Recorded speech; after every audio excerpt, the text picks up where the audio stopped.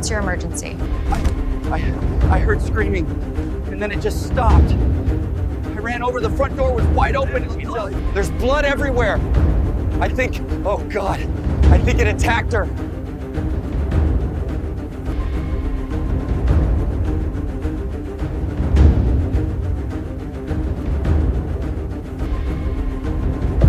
She wanted one photo just a few steps closer.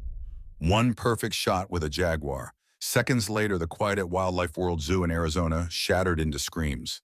The big cat lunged. Blood hit the dirt. A phone lay by the fence as staff and visitors rushed in. This is True Animal Terrors, where we uncover the true stories behind the world's most shocking encounters with nature.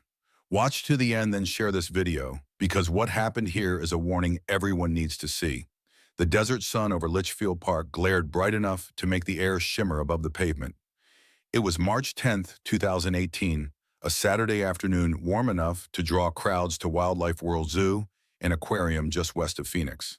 The place stretched wide 95 acres of twisting walkways, landscape gardens, and enclosures alive with movement. The soundscape mixed children's laughter, the clicking of camera shutters, and the distant calls of birds hidden in foliage. Families meandered between exhibits, pausing for photos beside giraffes, leaning over for feed, or pointing at otters twisting through the water in smooth arcs. The big cats drew the heaviest crowds, massive predators behind glass mesh or deep moats, close enough that visitors could study every ripple of muscle under fur. Wildlife World wasn't the kind of roadside zoo you drove past without stopping. It was known for proximity barriers, low enough walls of glass, clear enough open-air habitats close enough that it felt for a heartbeat like the wild. That closeness is what had drawn 30-year-old Illa James from Phoenix, visiting with her relatives. She had a sharp eye for spectacle, a taste for adventure, and a phone full of social media posts that showed her in bold colors and daring poses. Just minutes earlier, she'd been smiling beside the flamingo's phone, held high sun catching the curve of her grin. But now, as her group approached the Jaguar exhibit, she spotted something that pulled her attention hard. Ahead lay a low concrete barrier behind it, a chain-link fence, and behind that, restlessly pacing a Jaguar. It was the sort of shot she'd never seen anyone else take. One step over, one reach forward, and the framing would be perfect. This wasn't her first time at the zoo. It was her third visit, and she'd come this time with a sharper purpose than just wandering between habitats. Illa's Instagram had hundreds of followers who expected her to be fearless. Her feed was a mosaic sunsets from desert trails, rooftop cocktails, murals splashed with color, even a shot of her once holding a venomous snake at an expo. The captions were always the same mantra, just one shot, just one life. That afternoon, her stories were filling with moments, a soda cup in her hand by the petting zoo laughter, at the flamingo pool, a selfie beside a giant tortoise. But none of it, she decided, was the moment. Near the big cat enclosures, she leaned close to her cousin and whispered, "Everyone gets a picture with the Jaguar, but no one gets in the shot with one." She had seen others push boundaries, online visitors, stepping too close, ignoring signs, hoping for a viral clip. She wasn't careless, she told herself. She was deliberate. Today she wore a yellow top designed to pop against the Jaguar's dark fur. She knew the enclosure's layout, where the viewing rail ended, and where a small triangle of dirt fronted the fence with no extra guardrail, just a waist-high wall and warning signs. She didn't see risk. She saw an image that would outlive the afternoon. At 2:30, the sun burned down hard shadows sharp across the walkways. The smell of popcorn drifted on the warm breeze. She followed her cousin toward the big cat area, phone in one hand, drink in the other. Security cameras caught her turn the corner toward the Jaguar's domain, a wide open-air pen with a thin moat before the fence. Bella, a sleek female, lay stretched over a rock, amber eyes watching the flow of visitors. Illa slowed near the barrier. The signs were plain: do not cross, wildlife is dangerous, stay behind the fence. But between two shrubs was the unguarded gap, a few feet of concrete, a slope of dirt, in the fence. Her cousin called out, but she was already moving. One sneaker scraped over the low wall, then the other. The dirt crunched underfoot. Phones lifted from the crowd. Someone muttered, "She's crossing." Illa crouched, flipped her camera to selfie mode, adjusted the tilt to capture her face with the Jaguar behind. Bella's head lifted, tail flick, ears pricked forward. The cat rose in one fluid motion, padding to the edge of the fence. Illa smiled for the lens, adjusting her chin angle. Then, without sound or warning, Bella surged forward. A blur of rosetted muscle slammed the fence with a hollow metallic crack. One massive foreleg shot through the mesh. 5 hooked claws punched into Illa's arm, locking tight. The force yanked her forward, shoulder smashing against the steel. Her phone tumbled to the dirt. The Jaguar's claws sliced fabric and skin with equal ease, and the fence rattled violently under the predator's grip. Blood sprayed in a fine arc, pattering onto the dirt like hot rain as Illa wrenched backward. Bella's claws only sank deeper, locking bone tight. The Jaguar twisted her massive forelimb, trying to drag the woman closer, jaws gaping wide enough to crush a skull teeth, flashing white through the mesh, each one thick, conical, and wet with saliva. Illa's cousin's scream tore through the air, high and ragged, summoning strangers into motion. Bystanders stumbled forward, their faces pinched in confusion and horror. A father shielded his child's eyes. 2 women froze hands over their mouths. Bella's grip didn't loosen for a second. The claws were buried so deep the skin around them puckered and tore each time she shifted her weight. The chain-link fence groaned and vibrated like a live wire under the predator's force. It grabbed her arm and wouldn't let go, one shaken witness later told reporters, voice breaking. She was screaming and smashing against the fence. "I thought we were watching her die." Among the crowd, a man later named as Adam Reinhardt reacted without hesitation. His phone slipped from his fingers, clattering to the pavement as he lunged toward the barrier. Spotting a half-full water bottle abandoned near a bench, he snatched it up, the thin plastic crackling in his grip. With a full-bodied swing, he hurled it straight at the Jaguar's face. The bottle slammed the fence with a deafening metallic crack. Startled, Bella flinched, not much, but enough. The claws wrenched free with a wet, sucking rip, peeling skin as they came out. Illa's body collapsed backward, hitting the dirt hard. Her arm hung in front of her, shredded, long, gaping slashes, running from elbow to wrist, raw flesh glistening beneath ragged flaps of skin. She clamped her right hand over the injury, but crimson still gushed between her fingers, soaking the bright fabric of her shirt until it clung to her in sticky, dark patches. Her sobs came in short, shaking bursts, her entire body trembling, as adrenaline and blood loss battled for control. People dropped to their knees around her. One man pressed a rolled-up jacket over the wound, his hands slick within seconds. A woman tore her own sweater into strips, winding them tight above the elbow in a makeshift tourniquet. Phones appeared again, this time not for photos, but for frantic calls to 911.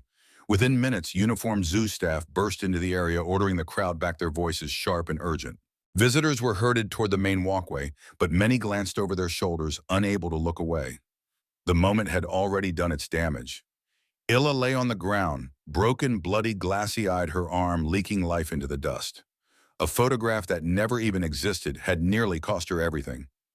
Sirens wailed closer, growing louder, bouncing off the enclosure walls. At 2:39 p.m., the first paramedics charged through the gates, cutting straight toward the Jaguar exhibit. Guests stepped aside in stunned silence, their conversations dying mid-sentence as the stretcher came into view. Illa lay motionless except for the shallow rise and fall of her chest. Her left arm was wrapped in thick towels, but deep crimson seeped through, dripping steadily onto the path. The fabric pressed over her wounds, bulged and sank with each heartbeat. Through the gaps, you could glimpse the muscle beneath pale, fibrous strands, glistening wet in the sun. Her cousin trailed just behind the medics, crying openly, now shaking so hard she could barely keep her footing. She kept muttering the same phrase, she didn't think it would get that bad, as if repeating it could undo what had happened. The gurney wheels rattled over the pavement as they pushed her toward the ambulance. Illa's eyes opened briefly, her voice rasping, as she whispered that she couldn't feel her fingers. By the time they loaded her into the back, her skin was pale, her breath shallow. The drive to Abrazo West Campus Hospital in Goodyear was just 10 miles, but she faded in and out, clutching at her bandaged arm whenever consciousness returned. Doctors moved fast. X-rays confirmed no fractures, but the cuts were devastating lacerations, carved deep into tissue, narrowly missing tendons. Several wounds were so wide they had to be packed before stitching. They told her the scars would be permanent. The arm could be saved, but it would never look the same. While surgeons worked, news of the attack lit up phones across the country. Within hours, Wildlife World Zoo was trending on social media. At the gates, reporters gathered like vultures, their cameras trained on every official who emerged. The early headlines screamed, "Vicious Jaguar Attack at Arizona Wildlife Park." Zoo officials moved quickly to shift the narrative. In a press briefing, a spokesperson's tone was steady but firm. The jaguar was not to blame. The guest crossed a clear boundary, they said. That boundary exists for her safety and for the safety of the animals. Inside the staff area, keepers exchanged frustrated glances. One later told a local journalist, "We put signs up. We put barriers up. People still ignore them. Every time someone crosses that line, it risks the lives of everyone here, us and the animals." The zoo confirmed Bella would not be euthanized. She remained in her enclosure, calm, pacing now and then, unaware she had become a face on the evening news. For Illa James, the fallout was immediate. A single reckless moment had spiraled into physical agony, a public scandal, and a recovery that would haunt her body and her name. By nightfall, the attack footage and witness accounts had been shared so widely that her story was impossible to escape. National outlets ran banner headlines, "Jaguar Mauls Woman at Arizona Zoo." But when it emerged that Illa had stepped over the barrier for a selfie, the online verdict fractured. One camp roared with outrage at her recklessness, comments dripping with anger and contempt. She crossed the fence. What did she expect? Read one post shared over 12,000 times. Another sneered, "People like this are the reason animals get put down. She's lucky she's breathing." Others shifted their fury toward the zoo itself. They argued the design was flawed, the fencing too open, the warnings too easy to ignore. One viral tweet declared, "If people can reach the fence, it's not a barrier, it's an invitation." A petition sprang up demanding Wildlife World redesign its exhibits. Some voices called the incident a wake-up call for every zoo on the map. If you invite the public to stand near apex predators, you must account for human error or arrogance. Mickey Olson, the zoo's director, faced the cameras himself. "Let me be clear," he said, his voice carrying over the clicks of shutters. "The jaguar will not be euthanized. This incident is not her fault. The animal is safe." On television, carnivore specialist Dr. Helen Merrick didn't soften her words. "A jaguar's instincts are absolute. Cross into her space and you've entered a kill zone." She did exactly what a jaguar does. Big cats like jaguars are built for sudden, overwhelming violence. Every muscle is designed to strike, crush, and kill in seconds. Even the briefest contact can tear a limb apart. This wasn't some random act of rage. This was pure, unfiltered instinct, the primal reaction of a predator defending the invisible perimeter around its body. When Illa James stepped into that space, Bella responded exactly as nature intended. Inside Wildlife World Zoo, the jaguar was led away from the exhibit, muscles still twitching under her coattail, cutting the air in slow, deliberate arcs. Staff guided her into a secure off-exhibit holding pen, a concrete and steel enclosure, far from public view. The door shut with a heavy metallic boom. Outside, keepers began inspecting every inch of the jaguar's habitat, running gloved fingers along fence seams, checking gate locks, walking the perimeter like crime scene investigators. There was no talk of punishment, no tranquilizer darts, no isolation protocols, and certainly no death order. Among the staff and the experts now weighing in, Bella had not attacked. She had defended her ground. The one who crossed the line wasn't the jaguar, it was the human. 3 days later, on March 12, 2018, Illa agreed to speak. She sat in a hospital bed at Abrazo West campus, the air in her room carrying the faint smell of antiseptic and latex. Her left arm lay on a pillow, wrapped thick from elbow to wrist in gauze already stained in faint blotches where fluid had seeped through. Beneath it, black sutures bit through swollen, inflamed skin, holding together the edges of long, jagged wounds. Her voice was softer now, brittle, with none of the boldness that once filled her social media posts. "I made a terrible mistake," she said, her gaze fixed not on the reporter, but somewhere past the camera lens, as though speaking to herself. "I didn't think it would get that bad." The words came out like an exhale she'd been holding for days. She explained how she had stepped over the barrier to get closer to the jaguar's fence. She'd seen strangers on TikTok do the same thing with other animals, pose just inside the danger zone for a perfect frame. She thought she could replicate it. It wasn't smart, she admitted. It was selfish. "I crossed a line that wasn't mine to cross." Her cousin sat beside her, phone in hand, thumbing through an endless stream of messages, some gentle, others brutal enough to sting more than stitches. The online backlash had been merciless. But Illa wasn't there to defend herself from strangers. She was there to strip away excuses. "I don't blame the animal," she said, her eyes glassy. Bella was just doing what a jaguar does. I disrespected that space and I got hurt. She didn't do anything wrong. Silence lingered in the room, heavy enough to feel. Then she reached with her uninjured hand for her own phone, unlocked it, and scrolled to a photo from the week before the attack. It showed her in the same bright yellow top, standing on the edge of a red rock cliff in Sedona, the sun painting the canyon behind her. The caption was nothing but a paw print emoji and a camera. Her online world was a gallery of curated fearlessness zoo visits, with close-up animal shots, dangling feet over cliff edges, gripping roller coaster restraints at their highest point. Each image framed, filtered, and sharpened to impress. Now under the harsh lights of a hospital room, those same images read differently. Not bold, not daring, blind. It's not worth it, she whispered almost to herself. No post, no picture. None of it is worth what I'm going through right now. Her doctor had told her she was lucky no artery had been shredded, lucky no bone was splintered, lucky tendons had been spared by millimeters. Still, the trauma carved into her arm went deep, both the physical kind and the kind that leaves you staring at the ceiling at night, replaying the moment over and over. The pain they told her would fade. The scars would not. For Illa, the photo meant to boost her online following had almost cost her the ability to use her left arm or her life entirely.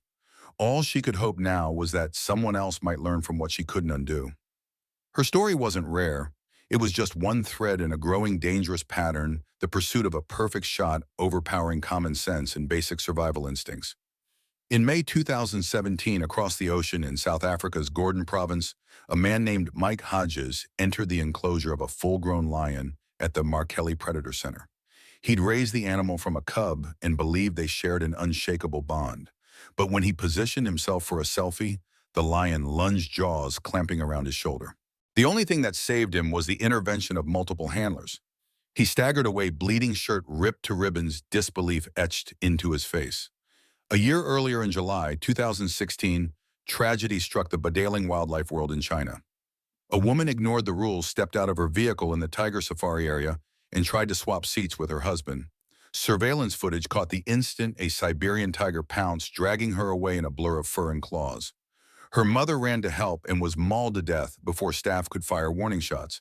One family trip, one moment of ignoring the rules. 2 lives gone forever, and these were only 2 cases in a list that grows every year. Tourists in Yellowstone walking up to bison for a friendly photo, the thrill seekers crouching on cliff ledges, while wild bears wander just feet away. The so-called danger selfie isn't a rarity anymore. It's practically a genre. Experts have been warning about this collision between social media and wildlife for years. Instagram, TikTok, YouTube, they're flooded with people bypassing fences, slipping under ropes, stepping into animal enclosures. Every click, like, and share feeds the next risk taker. Dr. Aisha Connolly, a human-wildlife interaction specialist from the University of Colorado, put it bluntly at a safety summit in 2019. People have started seeing wild animals as props, not as living, unpredictable beings. Props. That illusion that you control the moment is what gets people maimed or killed. In Illa's case, the outcome wasn't fatal, but it could have been. A few inches closer, a half-second slower to react. Bella could have taken her head, her neck, her life. It's that thin line between thrilling and terminal that so many fail to see when they swing a leg over the barrier. While Illa lay in her Phoenix hospital bed, learning to move her fingers again, public interest shifted toward the other central figure, Bella. The Jaguar's photo, sleek and powerful, was everywhere online. The question rippling across headlines and burning in the comments of animal advocacy groups was simple, and it demanded an answer. What would happen to the Jaguar? Bella was 5 years old, a mature big cat born in captivity, but with every instinct of her wild ancestors. To the keepers who worked with her daily, she was alert, calculating, and deliberate in her movements. Calm didn't mean harmless. She had never lunged at a handler, never swiped at a visitor through the fence, never given them cause to fear her without reason. But she was territorial, her enclosure was her kingdom. And that day when a human stepped into the narrow strip of earth between safety and danger, Bella had done what any apex predator would do. She defended it. Zoo director Mickey Olson wasted no time drawing the line. Standing in front of cameras just hours after the blood had been scrubbed from the dirt, he said clearly the Jaguar did nothing wrong and will not be euthanized. She is a wild animal, and someone crossed a barrier they should not have crossed. His words ricocheted across media outlets, repeated in news broadcasts, and shared in online clips. The message was blunt. This was human error, not animal aggression. The statement resonated beyond Arizona. Animal welfare organizations, zoo associations, and conservationists across the globe voiced support for the decision. To them, putting Bella down would be punishing instinct, penalizing her for being what she was. She reacted on instinct, said Dr. Elaine Ben, a large carnivore behaviorist who had spent 2 decades studying jaguars in the field. To her, Illa was not a guest. She was an intruder. There was no malice. This was not abnormal behavior. This was a jaguar being a jaguar. Inside Wildlife World Zoo, Bella was moved into an off-exhibit holding pen while her enclosure underwent a full security audit. The space was utilitarian, reinforced steel mesh concrete floor, fresh water in a heavy basin. The move was precautionary, not punitive. Keepers walked the perimeter of her habitat, checking well points, inspecting bolts, measuring the barrier height against the public walkway. They documented every inch with photographs, reviewed procedures with staff, and cross-referenced against safety standards. In the days that followed, the zoo didn't just restore the exhibit, it fortified it. Yellow striped warning lines were painted along the low concrete barriers, bright enough to catch the eye of distracted visitors. Additional signs appeared in English, Spanish, and several other languages, their wording stripped of any politeness. Danger, do not cross. Wild animals may kill. Through it all, Bella remained unhurt, unrestrained, and alive. She still paced the same stretch of her habitat, still lay draped on her rock, and the sun still blinked slowly at the crowds from behind the mesh. She had never crossed a boundary, she had only enforced one. That detail became the dividing line in public opinion. Illa James survived, but survival carried a price. The deep ropey scars along her forearm will be with her for life, raised reminders of a moment that lasted seconds, but altered everything. Surgeries to repair shredded tissue, months of physical therapy to restore strength and movement, and the quiet sting of humiliation that comes from knowing millions have debated your choices online. Those wounds don't close as neatly as stitches. Her Instagram account remains frozen in time, its grid of bold, confident images untouched since the day of the attack. Shots of a woman who looked untouchable, standing on cliff edges, beaming beside wild animals, leaning into the wind on mountaintops. The confidence in those frames had seemed absolute. Now she stood in front of classrooms, sat on panels, spoke at safety seminars, not as an influencer seeking admiration, but as a cautionary tale. No picture is worth your life, she says in a recorded message now circulated by zoo safety organizations nationwide. Her voice is calm, even warm, but there's a heaviness underneath that never lifts. If you have to break a rule to get the shot, it's not a shot you should be taking. Her cousin Melissa Rhodes was only a few feet away when Bella struck. In a rare interview, Melissa's voice shook as she relived the moment. I still have dreams about it. The screaming, the blood. Her gaze dropped to the floor. I thought I was watching her die. We're just lucky she didn't. Tears gathered at the corners of her eyes, her breath catching. But someone else might not be so lucky next time. That was the unspoken tragedy inside the survival, that a near-fatal mauling had to happen at all for people to pay attention. That it took one woman nearly losing her arm, nearly losing her life for the world to stop and reconsider the cost of chasing attention. Because outside the zoo's carefully controlled habitats in the true wild, there are no close calls. There are only outcomes. No filters to soften the scene, no retakes to fix a misstep. Only the moment you step wrong and the consequences that follow. The sun slid toward the horizon over Litchfield Park, turning the walkways of Wildlife World Zoo into long ribbons of shadow. The crowd had thinned to nothing. The air was still the laughter from earlier, replaced by quiet. Somewhere in the distance, a jaguar moved along the inside edge of her fence, her tail curling lazily in the last light. Bella didn't know about the headlines. She didn't know about the arguments raging on social media, the interviews, the petitions. She didn't know that her name now sat in stories read by millions. She was a jaguar in her space, as she had been the day before, and as she would be the day after.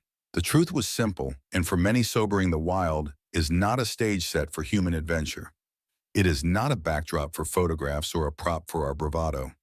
It is real, unpredictable, and it will always be more powerful than the people who step into it.